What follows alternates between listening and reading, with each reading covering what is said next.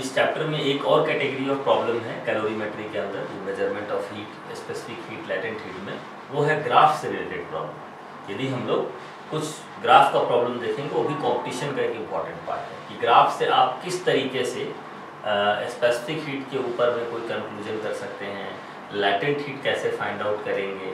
तो ये जो पूरा का पूरा ग्राफिकल वाला जो प्रॉब्लम है, उस सेट के बारे में हम डिस्कशन करेंगे। पहले देखिए हम लोग स्पेसिफिक हीट से आपको करते हैं। स्पेसिफिक हीट कैपेसिटी, सपोज कीजिए कि कोई एक सिस्टम हम लोग ले लेते हैं या कोई लिक्विड ले लेते हैं ऐसे, इसके अंदर हम लोग हीट सप्लाई करते हैं और हीट सप्लाई का जो रेट है वो कांस्टेंट रेट से है। सपोज कीजिए इसको हम लोग लिखते हैं R कैलोरी पर सेकेंड, ऐसा करके हम लोग हीट सप्लाई का रेट लिख रहे हैं, R कैलोरी पर सेकेंड या 10 कैलोरी पर सेकेंड एंड सो। और मान लीजिए दूसरा जो है लिक्विड हम लोग ले लेते हैं, सेम क्वांटिटी, मास दोनों में सेम है, ये भी M है ये भी M है, इसको भी वही हीट सप्लाई कर रहे हैं, ये भी कितना है तो R कैलोरी पर सेकेंड। तो इसका टेम्परेचर टाइम के साथ बढ़ेगा, जैसे हर बार हम रीडिंग लेते जाते हैं, 1-1 मिनट के बाद 2-2 मिनट के बाद रीडिंग लेते हैं। ये लिक्विड हम लोग का A है और ये लिक्विड हम लोग का B है। सपोज कीजिए इन दोनों का एक ग्राफ ड्रॉ करते हैं। क्या ग्राफ है तो हम लोग टाइम और टेम्परेचर का ग्राफ ड्रॉ करते हैं, ठीक है। तो A का जो ग्राफ है सपोज कीजिए इस तरह से आता है, ये है A के लिए, और दूसरा जो ग्राफ है सपोज कीजिए वो B का ऐसे आता है। टाइम और टेम्परेचर का कर्व बना दी। इस ग्राफ से क्या पता चल रहा है पहले कि एक यदि गिवन टाइम में हम ले लेते हैं, दोनों देखिए एक ही टेम्परेचर से स्टार्ट किया गया है, सपोज कीजिए 0 से स्टार्ट किया गया है, या हो सकता है कोई दूसरा ऐसा भी ग्राफ हो सकता है, इस तरह से ले सकते हैं कि दोनों एक कॉमन टेम्परेचर से स्टार्ट हुआ, एक ऐसे और एक ऐसे। ये भी एक हो सकता है कि दोनों एक कॉमन टेम्परेचर से स्टार्ट किया और टाइम के साथ दोनों का टेम्परेचर बढ़ते जा रहा है, और हमने ये कंडीशन दिया है कि दोनों में जो हीट सप्लाई का रेट है वो दोनों सेम है और दोनों का क्वांटिटी भी सेम है। यदि हम लोग इस ग्राफ को एनालाइज करते हैं तो इससे क्या पता चलेगा, तो एक सर्टेन टाइम इंटरवल या टाइम पे भी आप देखते हैं तो आप इसको यहाँ पे इस टाइम को ऊपर तक बढ़ाइए, तो देखिए एक में टेम्परेचर कम है, एक का टेम्परेचर यदि आप ले रहे हैं उतने ही टाइम में, सपोज कीजिए टाइम है T1, यहाँ का टेम्परेचर ये θ1 है, जबकि ये जो दूसरा वाला है इसका टेम्परेचर B का टेम्परेचर हो गया θ2, मतलब θ2 टेम्परेचर ज़्यादा है, इस लिक्विड का टेम्परेचर ज़्यादा बढ़ गया। तो इससे क्या कंक्लूजन हम लोग लगा सकते हैं, ये सोचिए। हमको स्पेसिफिकली कमेंट करना है कि what will be the specific heat, और स्पेसिफिक हीट किसका ज़्यादा होगा। जैसे स्पेसिफिक हीट ऑफ A जो है उसको CA लिख देते हैं। CA क्या चीज़ है, स्पेसिफिक हीट ऑफ A, और CB क्या चीज़ है, तो ये specific heat capacity of B।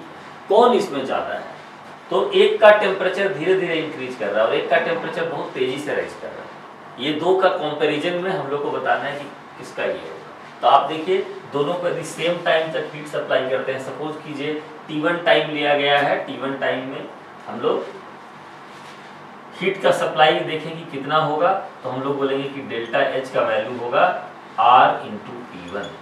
देखिए R कैलोरी पर सेकेंड है, T1 टाइम यदि लेते हैं तो कितना हीट इसको मिल जाएगा, R मल्टीप्लाइड बाई T। अब यदि इतना हीट हम लोग देते हैं और इसका टेम्परेचर कितना बढ़ गया θ1, सपोज कीजिए 0 डिग्री सेल्सियस से स्टार्ट किए हम लोग, इसको भी 0 डिग्री सेल्सियस से स्टार्ट किए और ये θ2 पे चला गया, ठीक है, ये ज़्यादा टेम्परेचर इसका बढ़ेगा।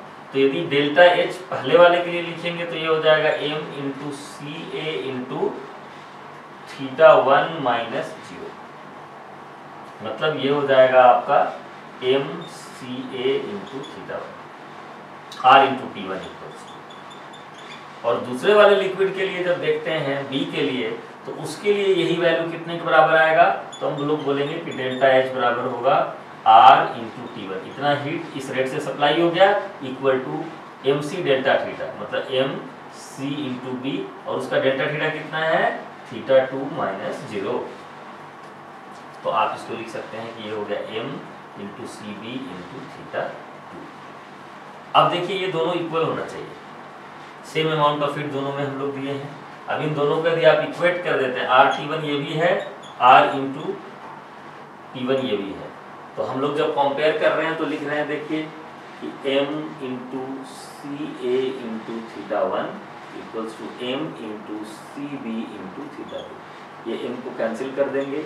यदि आप सी ए बाई सी बी निकालते हैं, सी ए बाई सी बी, तो ये वैल्यू हो जाएगा थीटा 2 बाई थीटा 1। थीटा 2 ज़्यादा है, सेकेंड वाला लिक्विड जो है इसका टेम्परेचर ज़्यादा बढ़ गया है, तो आप कह सकते हैं कि दिस इज ग्रेटर देन 1। तो इसका मतलब हो जाएगा कि C A is greater than C B. देखिए क्या निकल के आया, तो जिसका स्लोप कम है, मतलब इसका देखिए स्लोप कम है, इसका स्लोप ज़्यादा है। जिसका स्लोप ज़्यादा है वो कौन सा लिक्विड है, बी, उसका स्पेसिफिक हीट कैपेसिटी कम है। मतलब ये हुआ कि जिस लिक्विड का स्पेसिफिक हीट कैपेसिटी कम होगा उसका टेम्परेचर जल्दी राइज होगा, हीटिंग उसका जल्दी होगा, फास्ट होगा। तो ऐसा यदि 2-3 ग्राफ के अंदर आपको कंपैरिजन करने के लिए मिले कि which one is having the greater specific heat capacity, तो ग्रेटर स्पेसिफिक कैपेसिटी सॉरी उसका होगा जिसका की स्लोप कम है। ग्रेटर स्पेसिफिक हीट कैपेसिटी किसका होगा, ज्यादा, जिसका स्लोप कम है, मतलब स्लो हीटिंग होगा। यदि किसी लिक्विड में आप हीट सप्लाई करते जा रहे हैं और वो धीरे धीरे गर्म हो रहा है, इसका मतलब है कि उसका स्पेसिफिक हीट कैपेसिटी ज्यादा है। Amount of heat required to raise the temperature of 1 gram of the body by 1 degree Celsius, तो अमाउंट ऑफ हीट उसको ज्यादा चाहिए, इसका मतलब उसमें ज्यादा टाइम लग जाएगा। तो ये जो दोनों आप देख रहे हैं इससे कंपैरिजन किया जा सकता है। तो 2-3-4 लिक्विड ऐसे मिलेगा आपको एग्जाम में, ऐसे आ सकता है कि बताइए 2 लिक्विड है, एक लिक्विड है L1 और एक लिक्विड है L2, इसका स्पेसिफिक हीट किसका ज़्यादा होगा, इसका स्पेसिफिक हीट लिक्विड का है C1 और इसका C2, तो हम लोग बोलेंगे C1 is greater then C2। Specific heat capacity उस लिक्विड का ज़्यादा होगा जिसका कि टेम्परेचर टाइम ग्राफ का स्लोप कम होता है। लार्ज स्लोप हो गया मतलब स्पेसिफिक हीट कैपेसिटी उसका कम है, फास्ट गर्म होगा। तो एक तो कैटेगरी ऑफ प्रॉब्लम ये है। ये सबको समझ में आ गया होगा मेरे ख्याल से। दोनों में सेम मास लेना है, ये जरूरी है, याद रखिएगा। कंपैरिजन करते समय मास दोनों का सेम लेंगे, दोनों का इनिशियल टेम्परेचर सेम लेंगे और इसके बाद में इस ग्राफ को हम लोग करेंगे, ठीक है। अब आते हैं दूसरे तरह का जो सेकंड टाइप ऑफ प्रॉब्लम है, वो बेसिकली फाइंड आउट करने के लिए होता है लैटेंट हीट कैपेसिटी या स्पेसिफिक हीट कैपेसिटी भी फाइंड आउट कर सकते हैं उससे हम लोग, या कंपैरिजन कर सकते हैं। इसको हम लोग बोलते हैं हीटिंग कर्व। ये हीटिंग कर्व को एक्सप्लेन कर दे रहे हैं, इससे रिलेटेड प्रॉब्लम जो होगा बिल्कुल आसान होगा, आप तुरंत कर पाएंगे इसको। हीटिंग कर्व, हीटिंग कर्व में इन्वॉल्व हो सकता है चेंज ऑफ स्टेट भी। जैसे एग्जांपल के लिए मान लीजिए कि आपने ले लिया है -5 डिग्री सेल्सियस से लेके सपोज कीजिए 105 डिग्री सेल्सियस आइस से आप स्टार्ट किए, और ऑब्वियसली जब गर्म होगा 100 क्रॉस कर गया तो ये क्या रहेगा, स्टीम रहेगा, और बीच में क्या रहेगा, वाटर रहेगा। तो आइस, वाटर एंड स्टीम, ये 3 फेज को क्रॉस करते हुए हमको ग्राफ बनाना है। तो सपोज कीजिए हम लोग ऐसे लेते हैं इसको, यहाँ पर से शुरू करते हैं। सपोज कीजिए दिस इज -5, ये आपका है 0। इस पर टेम्परेचर को हम लोग प्लॉट कर रहे हैं, और यहाँ पर हम लोग प्लॉट कर रहे हैं किस चीज़ को, टाइम को, कि टाइम के साथ में टेम्परेचर कैसे बढ़ रहा है, ठीक है। तो टाइम के साथ में जो टेम्परेचर बढ़ेगा वो देखिए इस तरह से होगा। पहला कि हीट सप्लाई कर रहे हैं वही मान लीजिए 8 कैलोरी पर सेकेंड से ले रहे हैं हम लोग, ठीक है। तो पहले जो ग्राफ आएगा वो कुछ ऐसा मान लीजिए आता है। इसके बाद में क्या होगा कि जब ये 0 पे आइस पहुंच गया, -5 डिग्री सेल्सियस से 0 पे पहुंच गया, तो कुछ देर तक जो पूरा हीट सप्लाई करेंगे उससे टेम्परेचर नहीं बढ़ेगा, पहले वो आइस मेल्ट करेगा। इसको हम लोग दूसरे कलर से दिखा देंगे।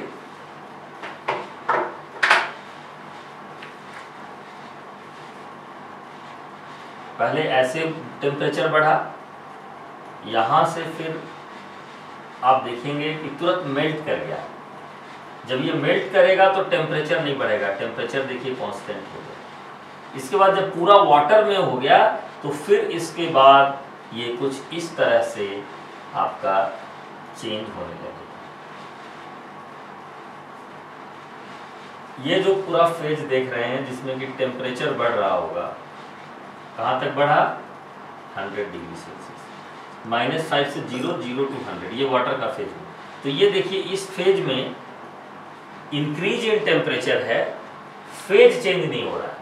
इसके बाद जब 100 डिग्री सेल्सियस पहुंच जाएगा तो फिर इसके बाद में आप देखेंगे कि इसका फिर से टेम्परेचर कांस्टेंट हो जाएगा। जब फिर से टेम्परेचर कांस्टेंट हो गया तो इसका मतलब फिर ये फेज चेंज है ऐसे।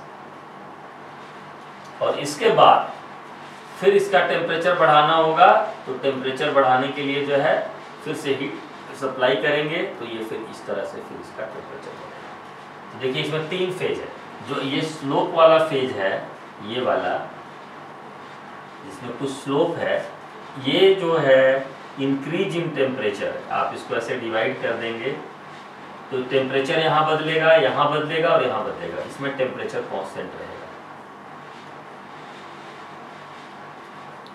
अब आप कैलकुलेशन करना होगा कि क्या होता है, कैसे होगा, बॉडी का स्पेसिफिक हीट क्या है। जैसे एग्जांपल ले लेते हैं, सपोज कीजिए इसी ग्राफ को कंसिडर करते हैं और इसका डेटा को हम ये नहीं मान रहे हैं कि ये वाटर का है। सपोज कीजिए एनी XYZ मटेरियल दिया हुआ है, या ऐसे एक फ्रेश ग्राफ भी ले सकते हैं आप। सपोज कीजिए कि एक मटेरियल है, उसका ग्राफ कुछ ऐसा है, ये सॉलिड फेज ऐसे लेते, देखिए यहाँ से स्टार्ट करते हैं ऐसे, फिर ऐसे, ये लेटेंट हीट वाला पार्ट हो गया, फिर इसके बाद बढ़ गया, फिर ऐसे हो गया और फिर इस तरह से। तो आप देखिए लेटेंट हीट निकालना होगा तो यहाँ का हीट निकालना होगा, ये फेज चेंज हो गया।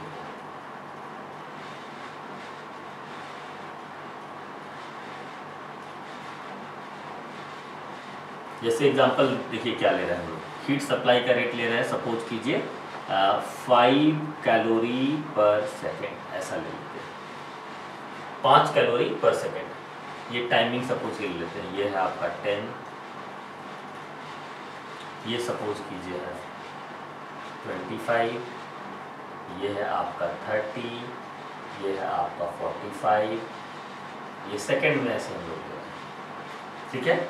और आप टेम्परेचर यहाँ पर सपोज कीजिए, ये वाला टेम्परेचर को हम लोग ले रहे हैं 10 डिग्री सेल्सियस, ये हम लोग ले रहे हैं 50 डिग्री सेल्सियस। इसका मतलब हो गया कि 50 डिग्री सेल्सियस पे फेज चेंज हुआ था।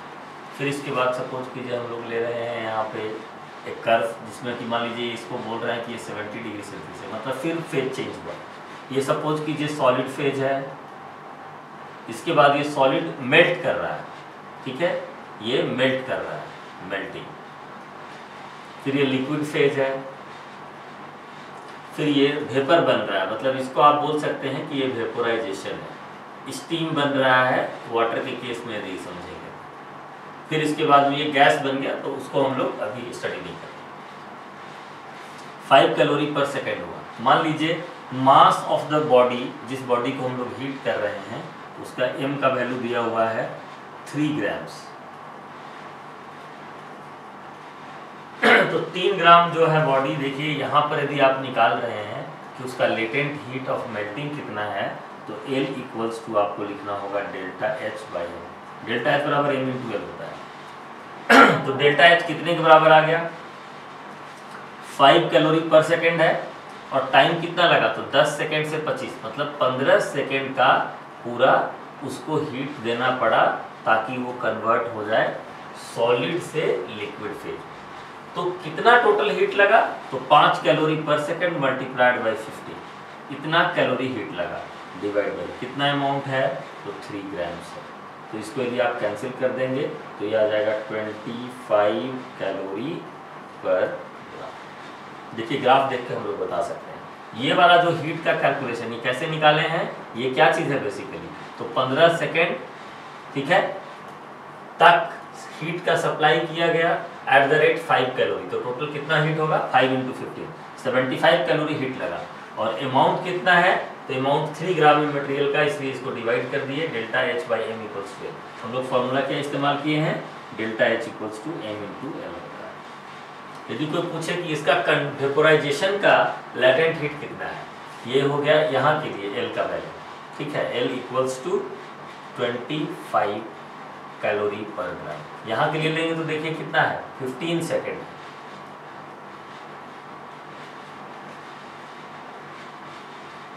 इसमें भी वही आंसर फिर आ जाएगा, ठीक है। तो इस तरह से इस चैप्टर का करीब करीब हम लोग सारा कॉन्सेप्ट डिस्कशन कर लिए हैं। ये चैप्टर फिनिश हो गया। आपको पूरा असाइनमेंट बनाना होगा, PDF फॉर्म में ये आपके व्हाट्सएप पे जा रहा है।